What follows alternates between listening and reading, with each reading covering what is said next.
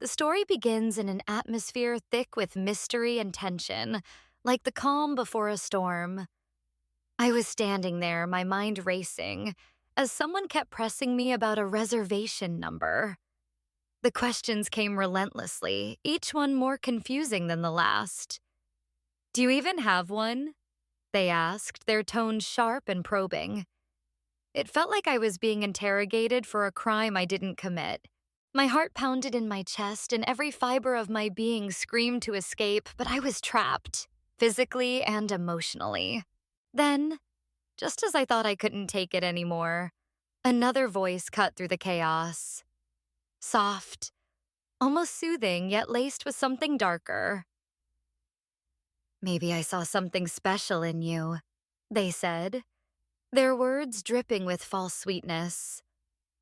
At first, it seemed comforting, like a lifeline thrown to someone drowning. But the longer I listened, the more I realized it wasn't comfort. It was control. Their gaze bore into me, heavy with unspoken demands, and I could feel myself shrinking under its weight. This wasn't admiration, it was manipulation. A carefully crafted web designed to ensnare me further. As the music swelled faintly in the background, adding to the surreal haze, I realized this wasn't just an ordinary encounter. There was something sinister lurking beneath the surface, something far more dangerous than I had anticipated. Every word spoken carried hidden meanings. Every glance held secrets untold. And I was merely a pawn in a game I didn't fully understand, but one that was quickly spiraling out of control. As the tension from the earlier exchange began to simmer, the spotlight shifted to the key players in this unfolding drama. First, there was Kitty, or perhaps Kate or Katie. Her name seemed fluid, as if it couldn't be pinned down, much like her presence in this strange gathering. She stood at the center of attention, though not by choice. Her lips were described as blush and red, her eyes sparkling like stars on a moonless night. To an outsider, these compliments might have sounded poetic, even romantic. But for Kitty, they felt suffocating, each word wrapping tighter around her like invisible chains. The voice delivering those praises wasn't kind. It was possessive, commanding, as though claiming ownership over her very essence. Then came George, whose demeanor carried both authority and unease. He appeared conflicted, torn between his loyalty to Kitty and some unspoken agenda that seemed to weigh heavily on him. His movements were deliberate, almost calculated, but there was a flicker of vulnerability when he glanced at Kitty. It was clear he cared for her, yet something or someone was pulling him away. The air crackled with unresolved tension whenever their gazes met, hinting at secrets buried deep beneath the surface. Finally, there was Scarlet, whose arrival added another layer of complexity to the already volatile situation.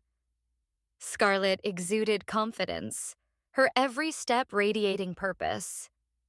Yet there was something unsettling about her calmness. It bordered on predatory. When she spoke, her words dripped with charm, but her tone hinted at manipulation. "Leave the girl alone," she had said earlier, addressing the man who wouldn't stop questioning Kitty. Was she defending Kitty? Or was she merely positioning herself as the dominant figure in this twisted game? Each interaction among them revealed subtle power dynamics. For instance, when the man insisted Kitty take a hot shower and change clothes, Scarlet interjected, her voice laced with faux concern. "She needs to freshen up," she said, though her smile suggested ulterior motives. Meanwhile, George remained silent, his jaw clenched as if fighting an internal battle. It became evident that Kitty wasn't just admired. She was being scrutinized, dissected, and controlled. Every glance cast upon her held judgment. Every compliment masked intent. Even George's fleeting moments of tenderness carried undertones of guilt, as though he too was complicit in whatever scheme was unfolding. And Scarlett? She watched everything unfold with quiet satisfaction, like a puppet master observing her marionettes dance to her tune. The atmosphere grew heavier with each passing moment, thick with unspoken accusations and veiled threats. As the music swelled faintly in the background, it underscored the chaos brewing beneath the surface. This wasn't camaraderie. It was captivity, disguised as companionship. And Kitty, caught in the crossfire, realized she wasn't simply a participant in this story. She was its unwilling protagonist, trapped in a web woven by those who claimed to care for her. The tension in the room reached a fever pitch as Kitty found herself cornered, both physically and emotionally. Earlier exchanges had already left her feeling like a pawn in someone else's game, but now the situation escalated to an unbearable level. A man, his name wasn't clear, though his intentions were unmistakable, stepped closer, his voice dripping with feigned concern. "You need this," he said, gesturing toward the bathroom. He insisted she take a hot shower and change into fresh clothes, as if her current state was somehow unacceptable. The request seemed innocent enough at first glance, but beneath its surface lay something darker, an unspoken demand that left no room for refusal. Kitty hesitated, her body frozen in place. Her mind raced, searching for a way out, but the walls of the cozy yet suffocating house seemed to close in around her. Scarlett watched from the sidelines, her lips curved into a smirk that suggested she approved of the unfolding spectacle. "She needs to freshen up," Scarlett chimed in, her tone laced with mockery rather than genuine care. It felt like a performance meant to humiliate Kitty further, reducing her to nothing more than an object to be molded and controlled. Then came another blow, a question so intrusive it made Kitty's stomach churn. A male figure, different from the one who had demanded the shower, leaned in with an unsettling grin. "Have you ever kissed a girl?" he asked, his voice low and deliberate, as though testing her limits. The question hung in the air like poison, forcing Kitty to confront feelings she hadn't chosen to explore. Was it curiosity? Or was it a calculated attempt to destabilize her? She felt her cheeks flush, not from embarrassment, but from anger. Anger at being reduced to someone else's experiment, someone else's fantasy. George, who had been lingering quietly in the background, finally spoke up, though his words offered little comfort. "Leave her alone," he muttered, his voice strained. But even he seemed torn, caught between protecting Kitty and succumbing to the collective pressure exerted by the others. His hesitation only fueled Kitty's growing sense of isolation. No one truly stood by her. They all played their roles in this twisted charade. As the music swelled faintly in the background, amplifying the surreal atmosphere, Kitty realized the enormity of what was happening. This wasn't just about taking a shower or answering a provocative question. It was about control. Every action, every word directed at her, served to strip away her autonomy piece by piece.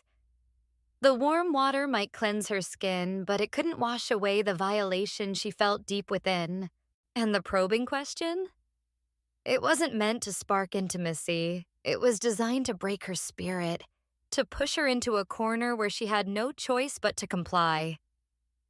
The house was a masterpiece of deception, an illusion crafted to lull its inhabitants into a false sense of security. On the surface, it exuded warmth and comfort. Soft lighting bathed every corner, plush furniture invited relaxation, and the faint scent of lavender lingered in the air.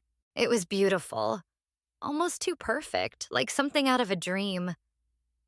But beneath this veneer of tranquility lay an undercurrent of manipulation that none of them could escape. The walls seemed to whisper secrets, and the heavy drapes hid more than just shadows. This wasn't a sanctuary. It was a gilded cage. Kitty felt it most acutely. Despite the outward charm, she couldn't shake the feeling that she was being watched. Not with affection, but with intent. Every compliment about her beauty, "Your lips are blush and red, your eyes are sparkling," had carried undertones of possession, as though they were carving her identity into something malleable for their purposes. Even George, who had moments ago offered fleeting gestures of protection, now sat silently across the room, his jaw clenched tight. His earlier words, "Leave her alone," rang hollow now, drowned out by the oppressive atmosphere that suffocated any semblance of resistance. Scarlet moved through the space like a shadow, her presence both commanding and unsettling. She sipped from her glass casually, her gaze sweeping over the group with calculated precision. "You have such a lovely home," she said at one point, her tone dripping with mockery rather than admiration. Her remark hung in the air, heavy with implication. Was she praising the house or mocking the prison it had become? No one dared ask. Amidst this tension, someone made a feeble attempt to leave. "I should probably go," Kitty murmured, her voice barely audible over the faint strains of music playing in the background. But before she could take a step toward freedom, Scarlet's hand shot out, gripping her wrist with surprising force. "Not so fast, darling," Scarlet purred, her smile razor-sharp. "Why rush off when we're having such a wonderful time?" The phrase sounded innocent enough, but the pressure on Kitty's wrist told a different story. A warning masked as hospitality. George shifted uncomfortably in his seat, torn between intervening and retreating further into himself. He opened his mouth to speak, but quickly closed it again, clearly overwhelmed by the weight of the situation. Whatever courage he had mustered earlier had evaporated, leaving behind only resignation. Meanwhile, another figure, a man whose name Kitty still didn't know, chimed in with the laugh that grated against her nerves. "Come now, no need to be shy," he said, his eyes glinting dangerously. "We're all friends here." But friendship was the furthest thing from reality. Each word spoken felt like another thread pulling tighter around them, binding them to this place and to each other. The music swelled faintly, amplifying the surreal quality of the moment. Kitty glanced around the room, searching for an ally, but found only strangers wearing familiar faces.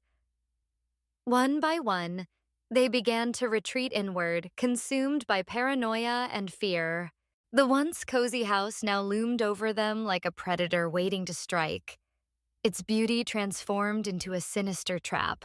As the minutes dragged on, the air grew heavier, charged with unspoken accusations and veiled threats. They were trapped, not just physically, but emotionally and mentally. And while the house continued to masquerade as a haven, its true nature revealed itself.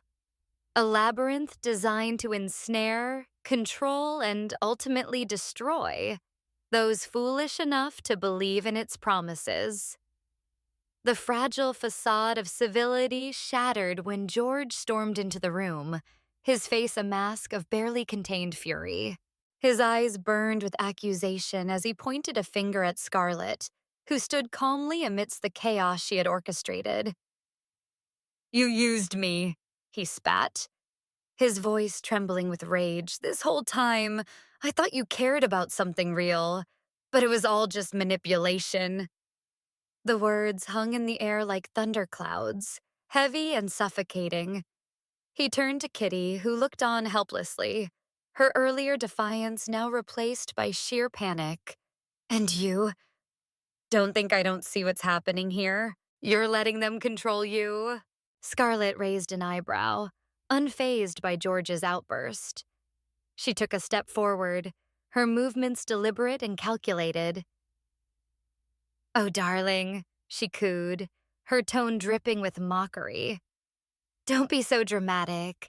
We're all just trying to have a little fun." But her smile faltered for a brief moment when George shot her a glare that could have cut glass. Behind her calm exterior, there was a flicker of unease, a crack in her armor. Kitty tried to interject, desperate to diffuse the tension before it spiraled further out of control. "Please, stop," she pleaded, her voice trembling. "Can't we just leave this place?" But no one listened. Her words were drowned out by the escalating argument, each accusation more venomous than the last. Scarlett crossed her arms over her chest, leaning back against the wall as though she were merely an observer, rather than a participant in the unfolding drama. "You're pathetic," George growled, turning his attention back to Scarlett. "You play these games, thinking you're untouchable, but you're nothing but a coward hiding behind your schemes." Scarlett's lips curled into a sneer, and for the first time her composure slipped.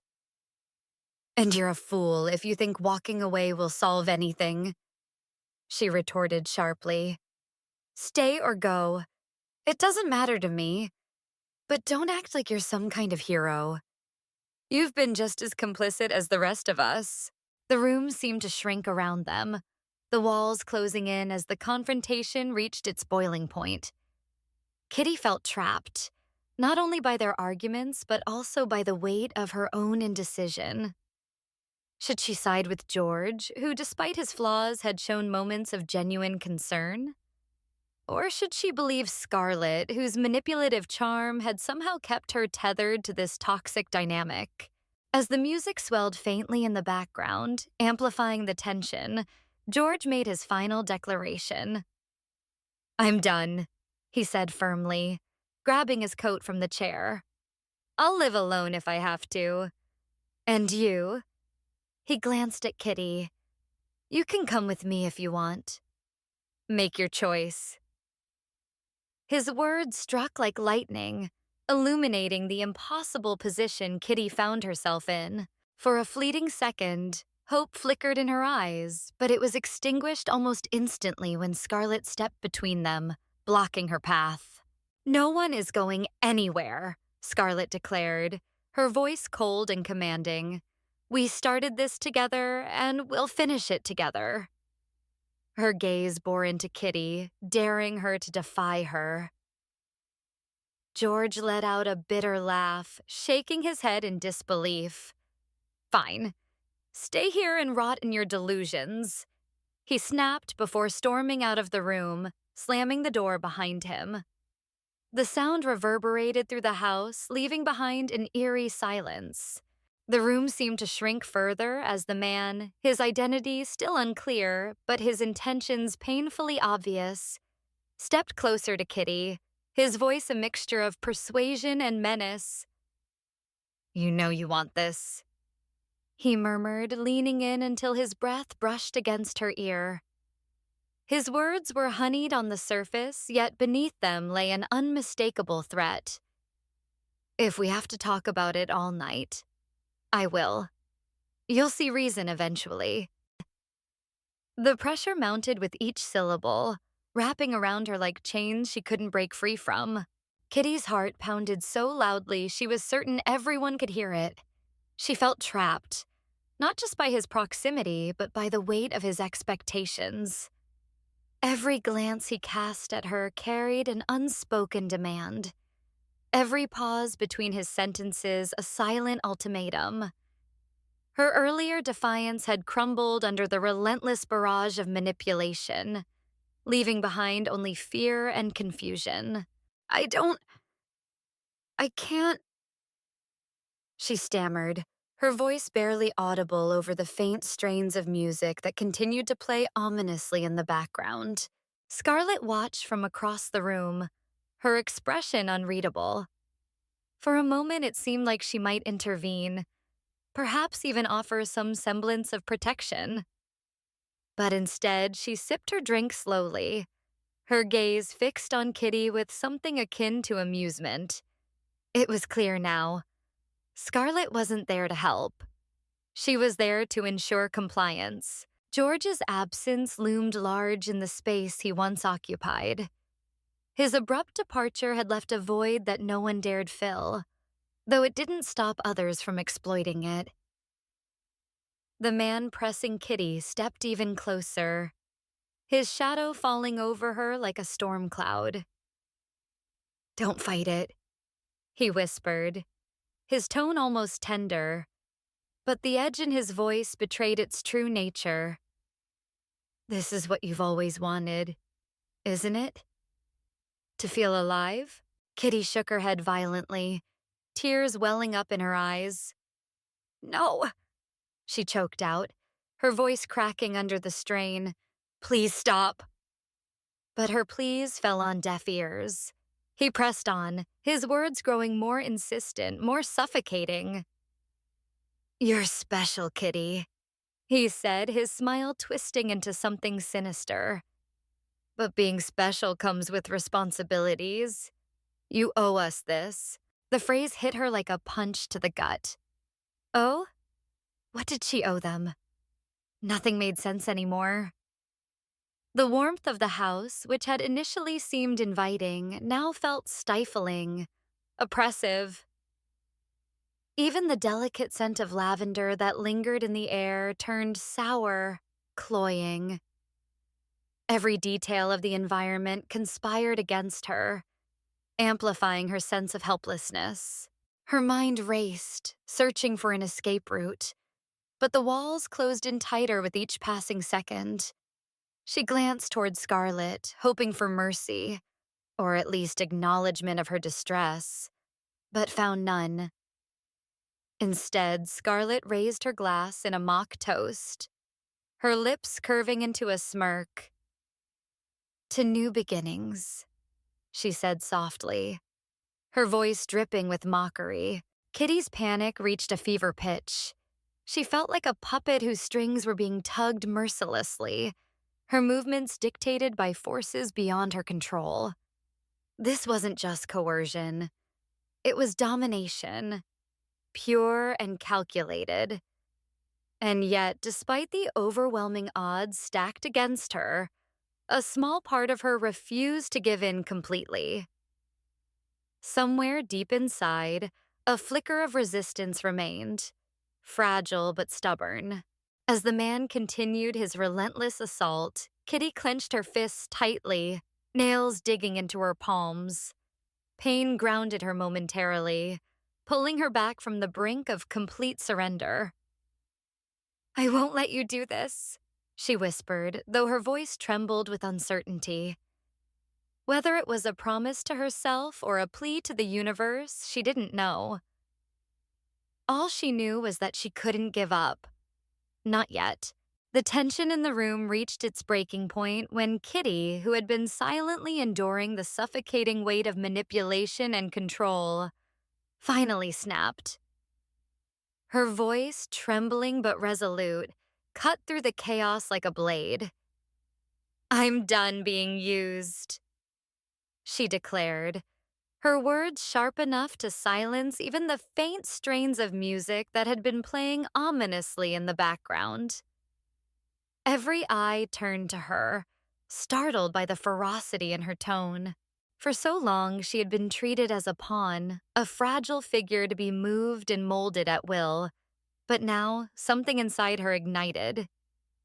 She stood tall, her shoulders squared despite the storm raging within her, her gaze locked onto George, who lingered hesitantly near the doorway.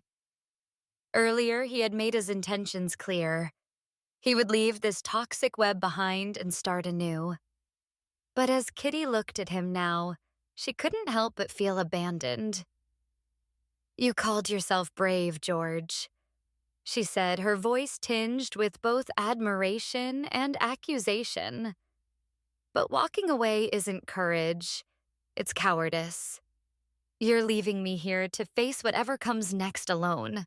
Her words hung heavy in the air, a bitter truth neither of them could deny. George flinched visibly, guilt flickering across his features. He opened his mouth to respond, perhaps defend himself or offer some hollow reassurance, but no sound came out.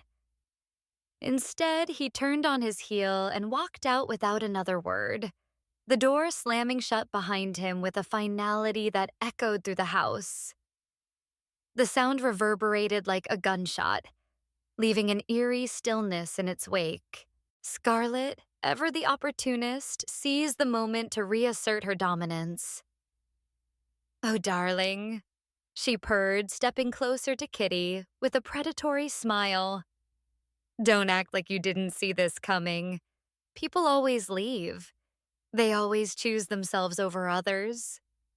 Her tone was mocking, designed to wound further, but Kitty refused to crumble under its weight.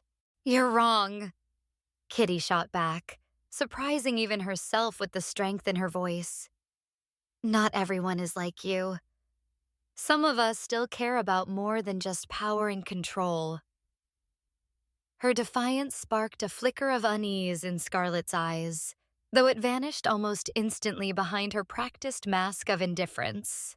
The remaining figures in the room exchanged uneasy glances, unsure of what to do next. Without George's presence to anchor them or perhaps challenge Scarlet, the dynamic shifted dramatically. The man who had earlier pressed Kitty into submission now seemed uncertain, his confidence shaken by her unexpected resolve. Even the warmth of the house, which had once felt inviting, now radiated an oppressive heat, suffocating any hope of reconciliation. As the seconds ticked by, the atmosphere grew increasingly volatile. Kitty realized that George's departure wasn't just an act of self-preservation, it was a betrayal. He had chosen freedom over loyalty, leaving her to navigate the wreckage he had helped create. Yet amidst the chaos, a fierce determination burned within her. She wouldn't let them break her. Not completely. "If I have to fight alone," she whispered, her voice steady despite the turmoil swirling inside her, "then so be it." The faint strains of music swelled into a relentless hum, weaving through the silence like an uninvited guest. Its rhythm was erratic, mirroring the chaos that had unfolded within the walls of the house. Each note seemed to echo unanswered questions. What would happen next? Who could be trusted? The air grew heavier with every passing moment, thick with suspicion and dread. Kitty, Scarlet, and the others exchanged uneasy glances, their eyes darting between one another in search of answers they couldn't find. Fear clung to them like shadows, impossible to shake off. Scarlet broke the tension first, her voice cutting through the haze with calculated calmness. "George," she called out, her tone laced with both mockery and desperation. "Come back." But her plea, or perhaps command, was met only with silence. No footsteps echoed down the hall. No door creaked open. It was as though George had vanished completely, leaving behind not just an empty space, but a void filled with uncertainty. For once, even Scarlet looked unsettled, her mask of confidence slipping ever so slightly. Kitty hugged herself tightly, trying to ward off the chill that crept up her spine despite the warmth of the room. She wanted to scream, to demand answers, but her voice refused to cooperate. Instead, she stared at the floor, replaying George's final words in her mind. "I'll live by myself." Had he truly abandoned them all? Or was this part of some larger plan none of them could comprehend? As seconds stretched into minutes, the weight of the situation pressed down on everyone. Their earlier bravado dissolved into raw vulnerability. Scarlet muttered something under her breath, a curse or a prayer, and turned away abruptly, unwilling to face whatever came next. Meanwhile, the man who had pressured Kitty earlier now stood frozen, his earlier arrogance replaced by palpable unease. When the music finally faded, it left behind an eerie stillness. No one dared speak. The future loomed before them, shrouded in darkness, unpredictable and menacing. Some people leave scars, others leave lessons. Burn and reborn stories that break you, then rebuild you.